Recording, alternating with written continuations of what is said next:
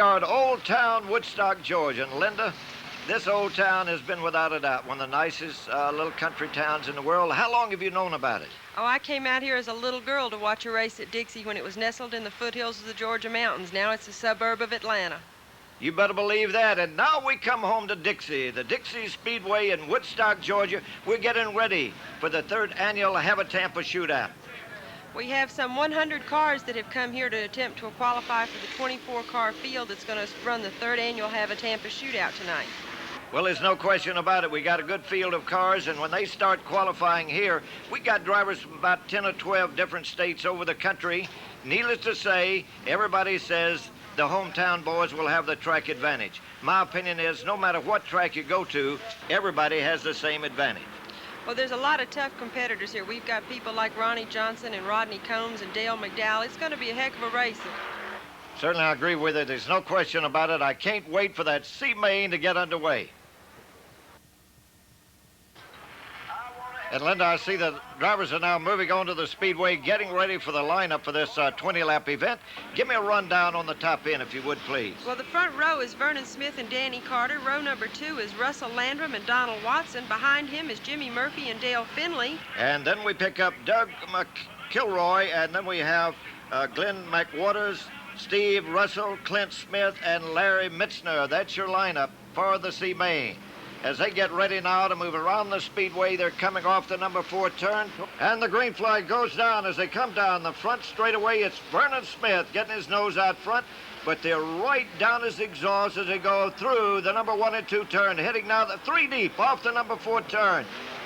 And as they come off the number 3 into the number 4 turn, needless to say, watch this. Off of that corner, we've got a bad accident coming off the number 4, and let's see who all was involved. It looks like number 21, Danny Carter, hit the retaining wall, bounced down right in front of Donald Watson and the number 91, Donald out of Baton Rouge, Louisiana, and Jimmy Murphy, number 68, out of North Carolina.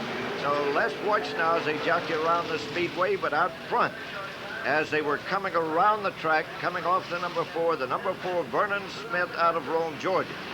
So as they move now around the speedway under caution, the safety crews moving onto the speedway.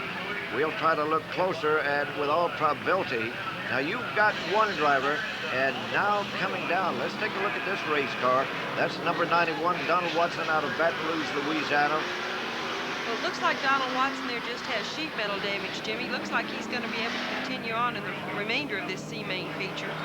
Well, there's one thing for certain, Linda, that I hope he'll be able to continue, but they will make a check on every race car that's on the track. I hope they'll all be able to continue, but let's face it, that was quite a lick coming off of that number 4 turn. And it looks like Jimmy Murphy's day is done. Linda, let's take a look. Well, it looks like the 21 car got loose and came off the turn and collected Donald Watson and Jimmy Murphy. Well, that's one reason. Any time you see a driver getting extremely high on the speedway, whether it's down the straightaways off the turn, they are not necessarily in the marbles, but there's one thing for certain. They're getting on the ragged edge. We're looking now at the number 4, that of Vernon Smith, is leading the pack. And it looks like number 28, Russell Landrum, running in the number 2 positions. They jockey around the speedway under caution. Very shortly, they'll be moving off the number 2 turn. It looks like they stand on it now, heading up the back straightaway, moving now. And I'm watching one car that started way in the back of the pack, the number 44, the white number 44, and that's of Clint Smith. And I don't mind telling you, he has been running the inside groove, the high side groove, but here's your front 2 now, down through the number 3 and 4 turn. Vernon Smith still out front leading. Right behind him, Russell Landrum, they go into the turn, but watch that Clint Smith, number 44 on the high side. He's getting up into the ragged edge also. But he's got one thought in mind. He knows he's got to finish in the top 6 here to get into the A-Main. So watching now as they go through the number 1 and 2 turn to the back straightaway again. Vernon Smith still leading. Russell Landrum running in second down through the number 3 and 4 turn. Here comes Clint Smith. Clint Smith now going to that outside. May take over the number 2 spot. Let's see if he can do it. Clint Smith now. Vernon Smith still leading, but Clint Smith moves now into second. He is on the high groove. He has actually cut him a groove on the high side of that speedway. and he may be trying to go to the front, but out front is Vernon Smith in the black number 4. I'm watching that white car on the outside, number 44 of Clint Smith out of Griffin, Georgia. They're wheel to wheel now down through the number 3 and 4 turn. Let's see if Clint Smith can take over the lead. Vernon Smith comes right back. They're not related, but they are battling. Clint Smith through the number 1 and 2 turn. Mighty close to that retaining wall, but has taken over the lead. So it's number 44, Clint Smith out of Griffin, Georgia, now leading the pack. Vernon Smith running in the number 2 spot at this time. So let's watch our lead car as he moves now through that number 3 and 4 turn with a good lead, about a 2 or 3 car length or more as they come off the number 2. I'm watching Clint Smith. He knows he's got to win this one or be in the top 6 to get in that main feature event, which pays that large money. I don't mind telling you. Clint Smith now down through the 1 and 2, moves up the back straightaway. He is on the high side, Linda, and moving. He really has a handle on that high groove there, Jimmy. He seems to have found some answer that nobody else on this field has located. Looks like Russell Landrum has lost the handle. He's dropping way back, and Vernon Smith is sort of by himself there in second place. Well, there's one thing about it. As we look in the back of the pack, all of these drivers are battling at speeds in excess of 100 miles an hour. There's one thing for certain. They are all trying to get in the top 6. Needless to say, some of the drivers, Landrum now is being pressured, but I'm watching Clint Smith down the front straightaway as he is really opening up a lead. What he's actually done is cut him a groove on the high side of the track. This red clay, if you ever get a groove in it, Linda, you can go home with it. This is a win or die situation. It's like if you don't make the top 7 in this field, you're not going to progress and transfer to the next race. So these guys are really driving their heart out trying to progress to the next main. No question about it. Clint Smith still out front, moves into the number 3 and 4 turn. And as they come off the number 4 turn and down the front straightaway, it looks like Clint Smith might be on his way home free. What do you think, Linda? Well, I think he's definitely got this deal sewed up that he's going to progress to the feature here. It's a shame that some of the cars were taken out early in the event. We saw him lapping one of the cars.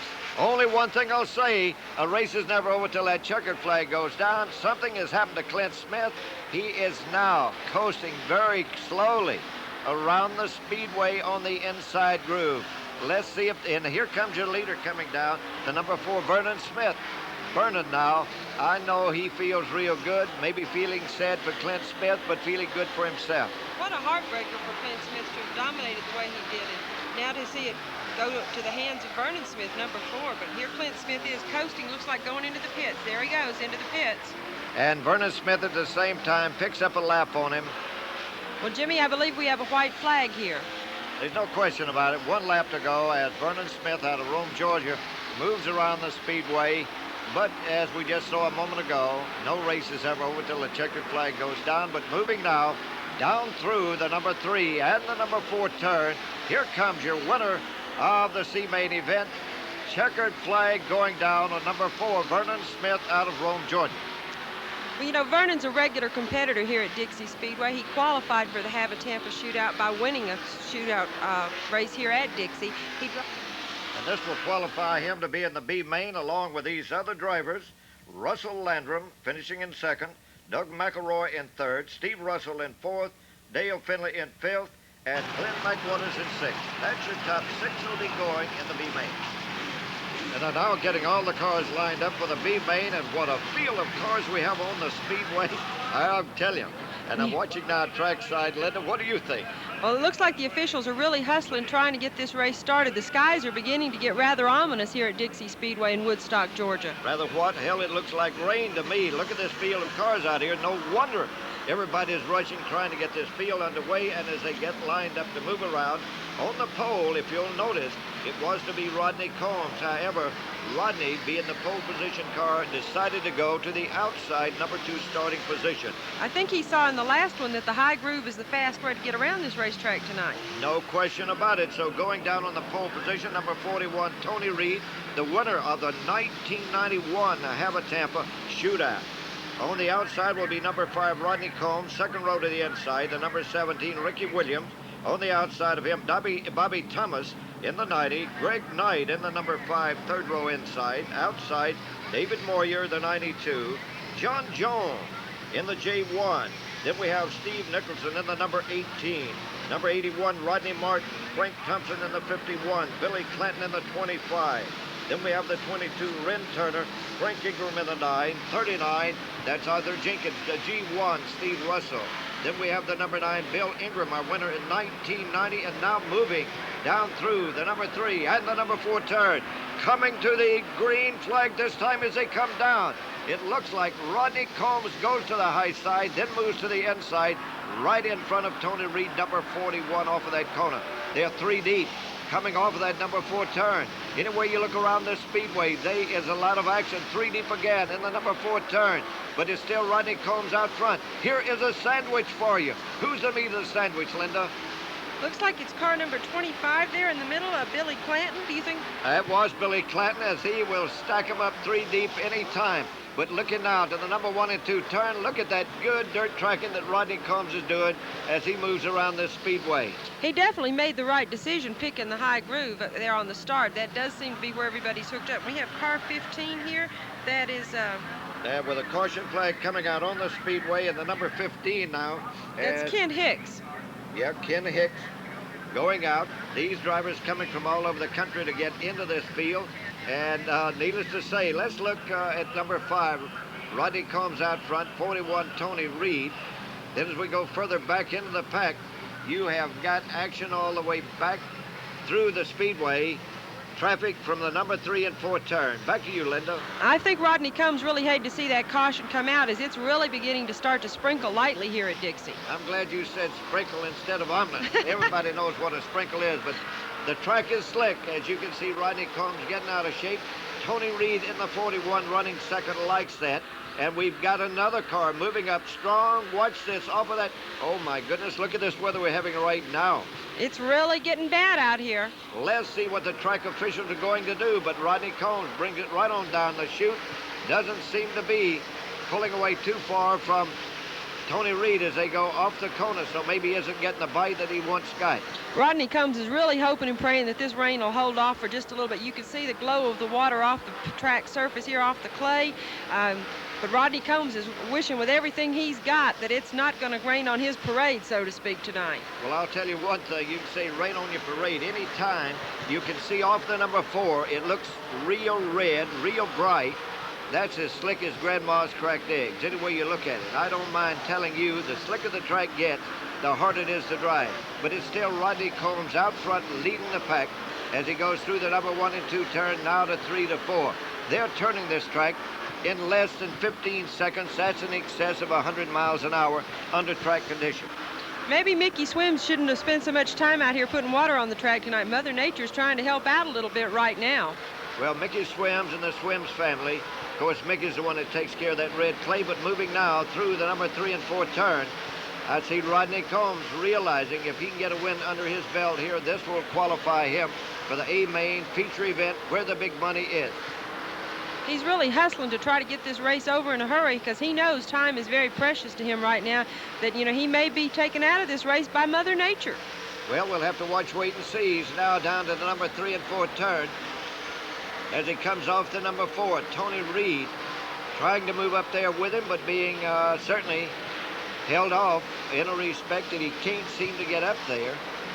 Rodney's definitely the class of the field tonight. He is really hooked up, you know. I think he was real disappointed that he didn't make the main feature in the first round, that he had to come back and run this B main in order to get into the Hava-A-Tampa Shootout. I think he's showing here that he may be a presence to be dealt with in the Hava-A-Tampa feature. Well, anytime you see Rodney Combs on a speedway, he is certainly hard to deal with anytime you see it. One thing I will say, though, that Rodney Combs, when he qualified, did not qualify as well as he would like, so they went back into the garage area, completely changed an engine. Rodney Combs knows the type setup he needs to win racing. He really is a die-hard competitor here. He knows that depending on the size of engine you run, it affects the weight of the car, and he knows the kind of weight that he has to run in order to get the best handle on this racetrack. Well, right now he's moving around the speedway, in fact, into the number 1 and 2 turn, and you can see that he is actually lapping some cars right now, so maybe the change that he made has been to his benefit. But right now, I believe he's doing a rain dance. He's trying to keep the rain out. What do you think? Well, from the looks of the people in the stand that are looking for something to put over their head, I think that Rodney may be dancing a little, needs to be dancing a little faster, because things are, I know you didn't like that word ominous, Jimmy. You prefer plain old good old-fashioned rain, but you can see looking at the surface here that it's getting wetter by the minute here. It's going to be interesting to see if we get this whole feature in.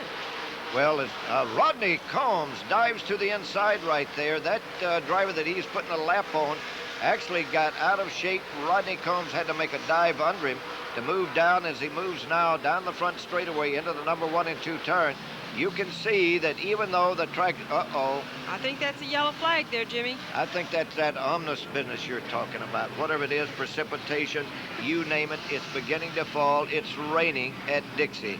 Let's watch now as they jock. Look at all those umbrellas. You can tell the skies have really opened up here tonight at Dixie Speedway. As the skies open up, have you ever seen that many umbrellas? I think the only place I've ever seen this many umbrellas is at the beach. Well, there's one thing for certain. This is no day at the beach. Let me give you the top 7 drivers. Rodney Combs, Tony Reed, Rick Williams, Bobby Thomas, Greg Knight, David Moyer, and John Jones. That is your top 7. 16 laps completed. I know it seems like it's only been a few seconds, but in actuality, it's been 2 weeks. Here we're back here at Dixie Speedway to run the final 4 laps of the B main of the Hava-A-Tampa Shootout. We're getting ready to go racing, Jimmy. Well, there's no question about it. Look at your leader that's out front, and going to be very hard to contend with. The number 5 of Rodney Combs, the 41 of Tony Reed, the number 17 of Ricky Williams. As they jockey around the speedway, then we have Bobby Thomas, the Alabama State champion, moving into the number 1 and 2 turn right now in the yellow-orange number 22.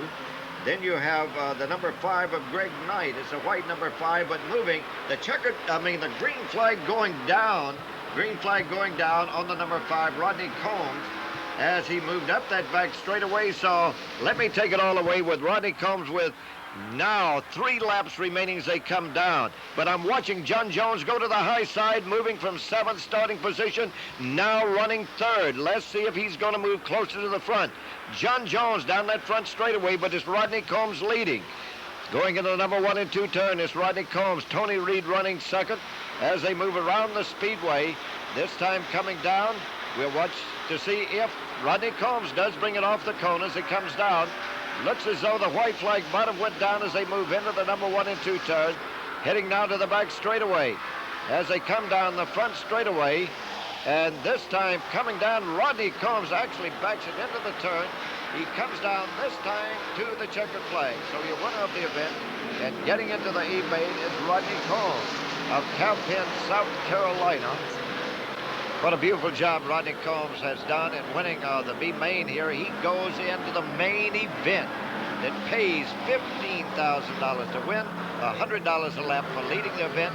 This is what some 90-plus drivers have been battling for, and here are just 7 more that'll be added to that A main. Rodney Combs, Tony Reed, John Jones, Ricky Williams, Bobby Thomas, Greg Knight, and Rodney Martin.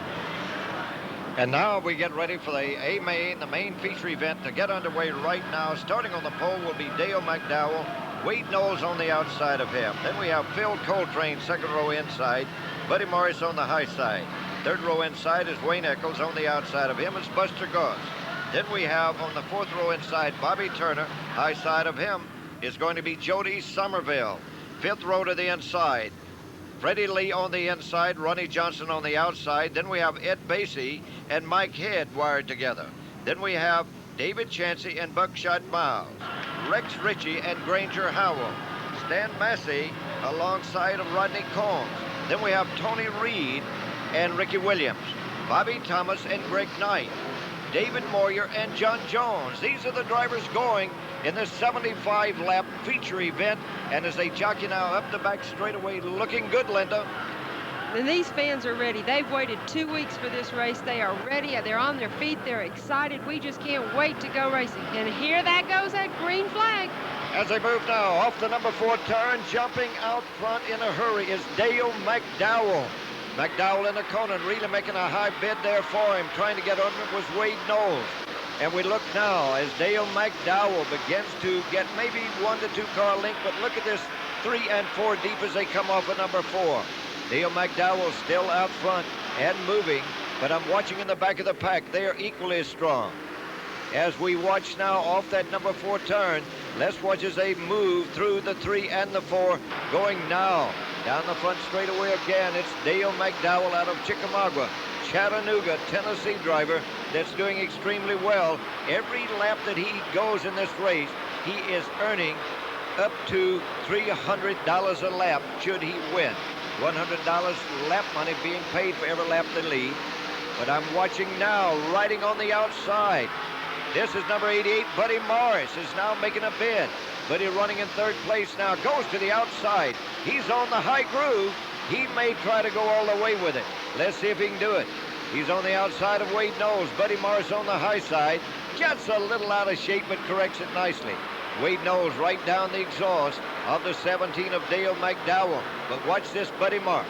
He don't give up at any time. He's been riding that high groove. That may be where he's getting a bite. He again goes back to the outside. Goes to the outside of Wade Knowles. And moving in the number 2 slot. Here comes Buddy Morris. Does a Rome, Georgia slingshot, but it didn't work. Goes right back to the high side of the track. Buddy Morris in the 88. Wade Knowles falling back to 3rd position. Dale McDowell running in 1st, but here comes Buddy Morris. He's going to try the same thing again. How's that for being right down someone's exhaust? You can't get much closer than that. But McDowell holds on to the lead as they head to the back straightaway. But here comes Buddy Morris again. Buddy Morris goes extremely high this time. Watch that slingshot, it didn't work. Dale McDowell still going strong. Buddy Morris right down his exhaust. As they head now off the number 2 corner, here comes Buddy Morris again, going to the outside, a little bit deeper. Does a slingshot, moves to the inside. Can he do it from the inside? He's good on the outside. What do you think, Linda? I think he just pulled it off. He's dropped into 1st place. It looks like Dale McDowell may be beginning to experience a little bit of a problem. We'll have to keep an eye on that number 17 car. I think the only problem he's got is that extremely fast number 88, Buddy Morris out of Rome, Georgia, because Dale McDowell holds on to the number 2 running position. Wade Knowles in 3rd as they come off of number 4. It's an extremely fast field. You've got strong action up front, strong action in the back of the pack. One driver we haven't said too much about yet is that number 5, Ronnie Johnson, that started in 10th position. Ronnie, as you know, had won 8 Hava-A-Tampa qualifying events. Stands in a position to earn in excess of $37,000 here today. I think it was a real surprise to the fans here at Dixie Speedway to see Ronnie Johnson start in the 10th position, but he is beginning to make a little progress in the field. But the one making the most progress is definitely Buddy Morris. He has checked out. Oops, we have a caution. They've slowed down. Well, this brings them all back together. That's what I like about cautions. Race drivers, if they get out front, they don't like caution. However, the ones in the back of them, everybody says, that gets us all back together again. One other driver you might note that's moving up extremely strong is the Dale Earnhardt of dirt. That Mike Head is doing in the number 54, doing everything he can to get a little closer to the front, as is Rodney Combs, Ronnie Johnson, Mike Head. You've got so many in the middle of the field and back, but it looks like Green is going down again as they come down the front chute. Here is the number 22 of Phil Coltrane. Phil Coltrane now running in 4th position, putting a lot of pressure on number 66, that of Wade Knowles. Watch the 22 and the 66 through the 1 and 2 turn. We got a pair of them wired together coming off the corner. As Wade Knowles goes into that turn, it looks like that Phil Coltrane might have drifted back just a little bit. But Wade Knowles now back in the pack, running in 3rd position at this point in time. Phil Coltrane running in 4th. And we have another, looks like Jody Somerville and Bobby Turner. Those 2 drivers, both of those beginning to move. Smoke coming from the 17 car of Dale McDowell. Maybe he's got an oil leak or something there. There's something spraying out of that car. Then what it looks like to me, it could be an oil leak, but it looks more like that we might have a piece of the sheet metal down on push on the right rear tire of his car. Could be coming from that, but it could be smoke as well.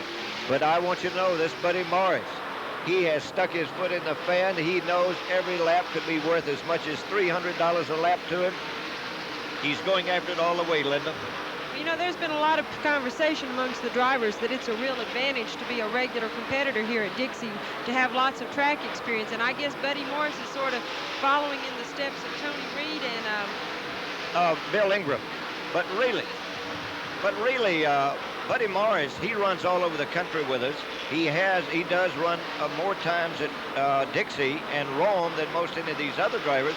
But knowing the track, and the caution flag goes down. we have a car spinning coming out of turn 4. It looks like it's car 03, which that is David Chansey out of Unadilla, Georgia. Looks like he just got in there a little hot, got on the binders when he saw the caution. The car came around on him. Well, that's nothing new to David, because as fast as these cars are moving on this 3/8 mile clay oval, sometime you get on your binders what might be real light to you. When you're on that real slick surface, the car can spin in a hurry on you. But one thing for certain, here are the drivers with 9 laps having been completed. Here's your front 5 right now. Buddy Morris, Dale McDowell, Wade Knowles, Phil Coltrane, and Wayne Eccles. And Ronnie Johnson, well, as they move down the front straightaway, green goes down again with Buddy Morris leading this field in the 3rd Hava-A-Tampa Shootout. Buddy Morris is definitely hooked up. He's found the right groove tonight. Whatever it is, they ought to rename it the Buddy Morris groove. Well, there's no question about it. Buddy Morris, as I alluded to earlier, has run more at this track maybe than some of these other drivers. But at the same time, he knew the shootout was coming in here, and he wanted to be prepared for it. Well, he's a seasoned competitor. He knows what it takes to go fast anywhere, not here just at Dixie, but he's a veteran of the sport and a credit to the sport. Any way you look at it, he's a credit to it and certainly a great chauffeur. But there's one thing for certain. We're seeing quite a race now between Dale McDowell and Wade Knowles, as Wade Knowles is one of those, and we have another one getting out of shape in the turn. But your 2nd place and 3rd place car, that of Dale McDowell, moving into number 3 and 4 turn, as Wade Knowles is one of those drivers, very cautious. He takes care of his car, gets right down to the last lap, so to speak, and this Wade Knowles begins to move. You know, I really do think that Dale McDowell there is having a problem of an oil type leak, because I saw him getting really high coming out of the 4th turn there, sliding much higher than he was before. Hope he doesn't have any really bad problems, but I guess like you said earlier, his biggest problem right now is the fact that Buddy Morris is checked out. Well, all drivers have the same problem except Buddy Morris. He's on the ground. We're 3 deep going into that turn. Did I see Ronnie Johnson there in the middle of that 3 deep group? I believe he was the meat of the sandwich, any way you look at it. And we have one smoking here, and is that John Jones? John Jones has been flying, moving up through the pack, but coming off the corner here. We're seeing quite a race as Mike Head really putting the pressure on. The number 54 to the inside. Anywhere you look around this speedway, you've got a battle between these drivers, and you've got the number 25 of Jody Somerville that is beginning to move in the traffic. Also, Bobby Turner now goes to the high side as well. So anywhere you look around the racetrack, Linda, you're seeing a race. You know, I see that number 25 of Jody Somerville diving in the corners, but looks like the car's got a little bit of push. He goes really deep into the corner, but he doesn't seem to be able to get it turned. Well, you got a pair of 25s wired together there. One of them forward-powered. The 25 of Jody Somerville is a forward-powered race car, and he's strong. Might get just a little bit heavy in the turn as Bobby Turner wires with him coming off of the number 2 turn. And we have another one coming right. That's Mike Head. Look at this Mike Head as he really stands on it. He goes right against the wall, but he doesn't. Oh, look at this. This is beautiful. But do you see that white number 5? That's Rodney Combs. He started almost at the back, having moved up from the B main feature. I mean, he's coming through the field here. Rodney Combs is on the move. Anytime you can see these cars that start in the back of the pack that is moving up through the field as they're doing, but they know they've got 75 laps to do it in. You either do it now or you don't get it done. It's that simple. And here we see that Dale McDowell is still fighting this car. It looks like the car really is getting sort of loose on him. I still think he's got a problem with that car, Jimmy. Well, I don't know that he's got a problem, because as fast and as well as he's moving around this speedway, Dale McDowell is a great contender in any race he comes to. But, we have a caution flag coming out. We have a car out. Looks like the number 4 turn, so back to you, Linda. I believe that's car 19 that has spun there, and car 19 would be Wayne Eccles. And Wayne Eccles goes into the pit area, as same as going into the garage area, and I see they're lining them up now. Single file. It's still Buddy Morris out front. Dale McDowell in the number 2 running position. And what action we are seeing. Looks to me like I saw Ronnie Johnson there in about 5th place. He's still trying to pick up on that $37,500. $37,500. He's the only man in this field that can take home $37,500 tonight. He wants that money bad. You know he does. I hear his wife already has the money spent. Well, I don't know about having the money spent, but there's one thing for certain.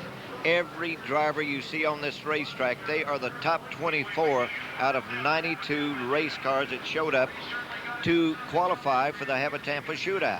And I don't mind telling you, every driver out there has got one thought in mind. This is my race. Buddy Morris is proving to be hard to get around.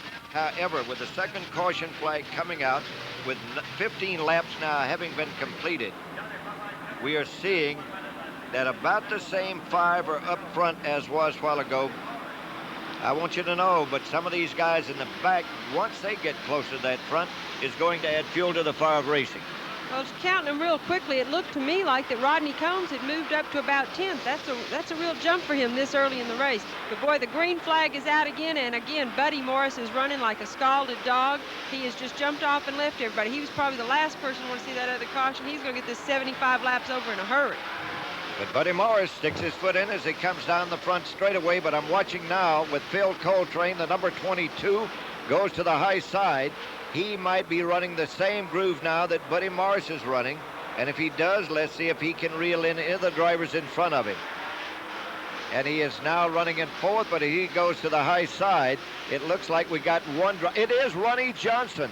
Ronnie Johnson now right down under Phil Coltrane, who is running in 4th position. So Coltrane in 4th, Ronnie Johnson in 5th, but it's Buddy Morris leading the pack. The competition is going to get tougher and tougher.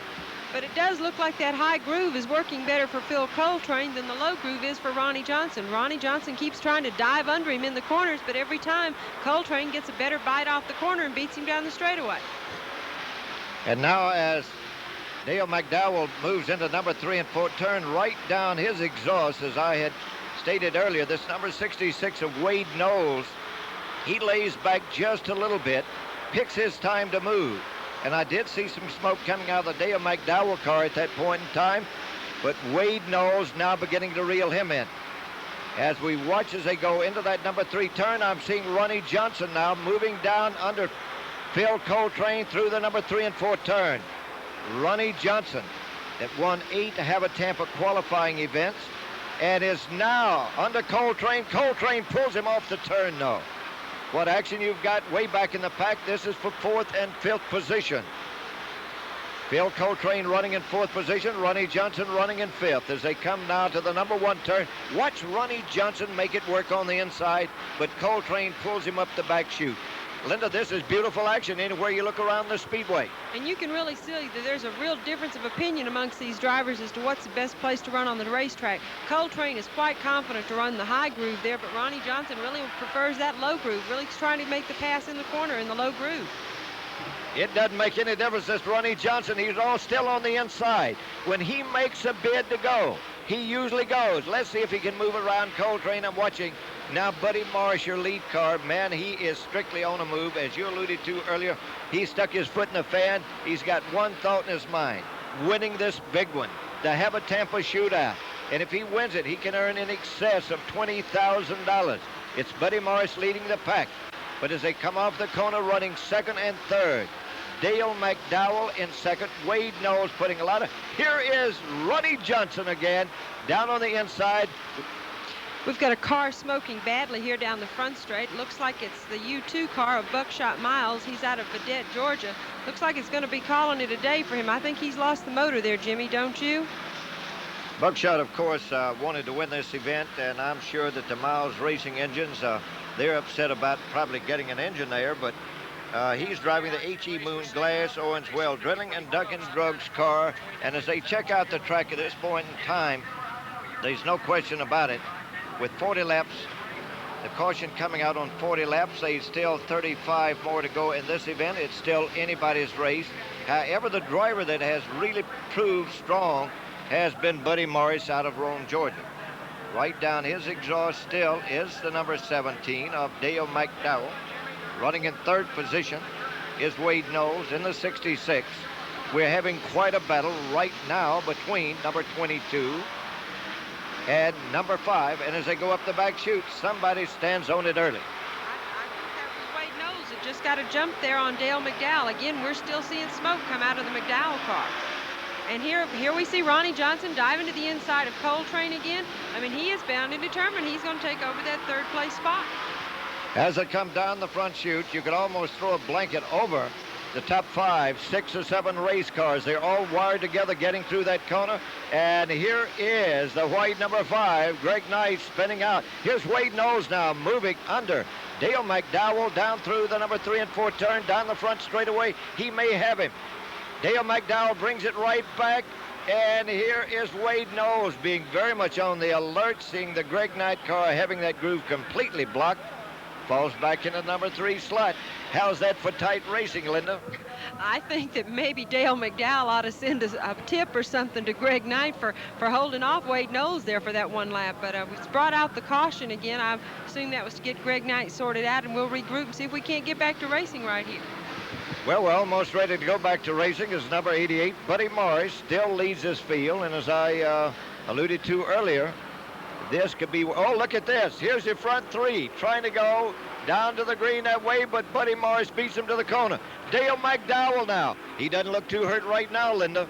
No, he doesn't. He seems to have his act back together there, but there's a lot of close racing right behind. Oh, they have a caution again. They didn't get the start on it. Now, you know, Linda, with the years that you've had in racing as I have, what brought that out? The flagman says you don't come to me 3 deep. You come Indian fashion, one right behind the other. Now, you know any racer worth their salt's going to try to jump the flagman, Jimmy. Yeah, for $30,000, I'd even try to jump it myself. But Buddy Morris didn't seem to bother him too much. He moved right back up on that high groove and seemed to take the lead. But right now, they're under caution. As they move up the back straightaway, the green flag does go down. So let's watch now as they move through the number 3 and 4 turn.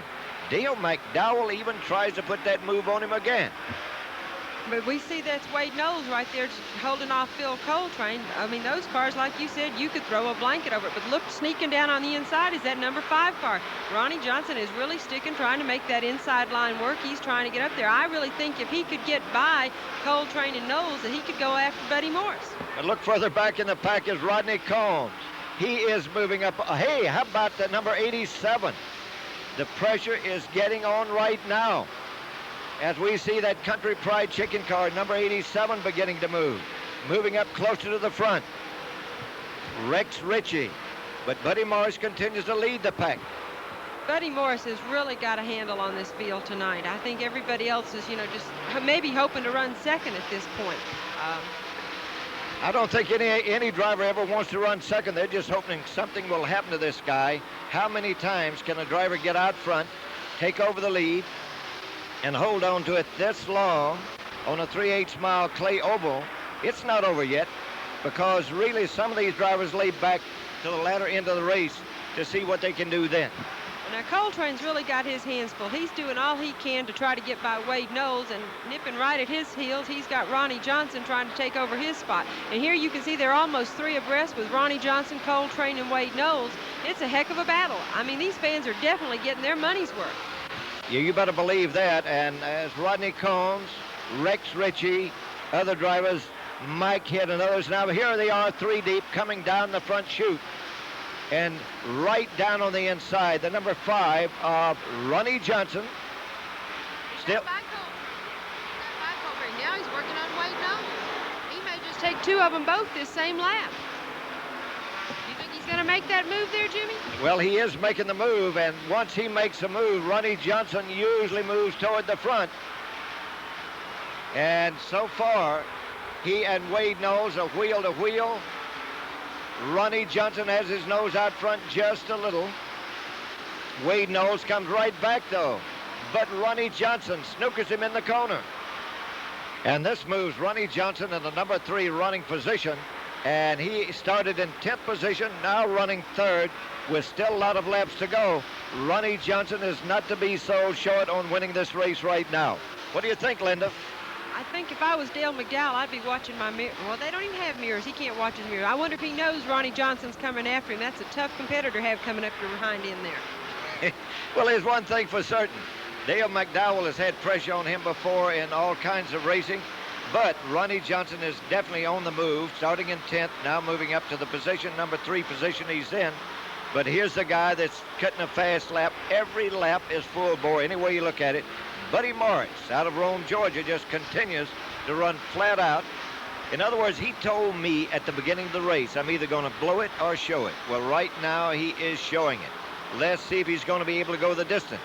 Buddy Morris continues to move down, and at this point in time, he's moving in behind, I believe, the first car that might stand to be lapped. I don't know whether he's going to be able to reach him or not, but Buddy Morris is now really on the move. Boy, could the rest of the field use a caution right now. Like you said, Buddy Morris has checked out, and we're seeing a little bit of smoke coming out of the car of Dale McDowell, which could be a benefit to Ronnie Johnson. It might move him up there to get him in fighting distance towards Buddy Morris.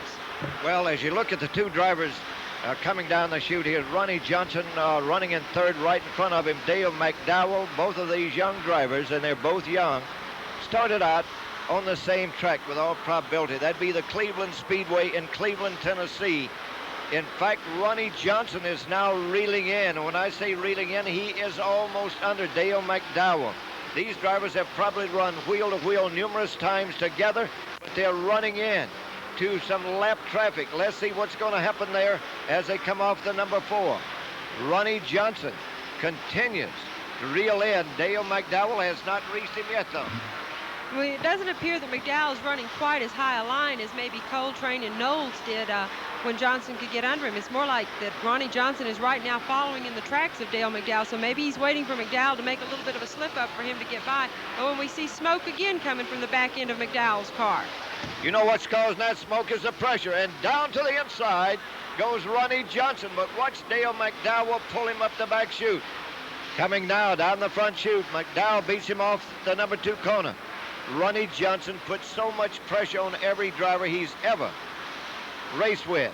Goes to the inside, goes high, falls right down his exhaust as they go now into the number 1 and 2 turn. Johnson inside, McDowell on the outside. As they hit up that back chute, Johnson comes to the inside. Ronnie Johnson, Dale McDowell, wheel to wheel. Still wheel to wheel going into the number 1 turn, but watch that Dale McDowell dive to that outside groove. We're still wheel to wheel going up the back chute. McDowell pulls him off the corner. Ronnie Johnson stays low. That's the groove he's got cut out, and he stays down low.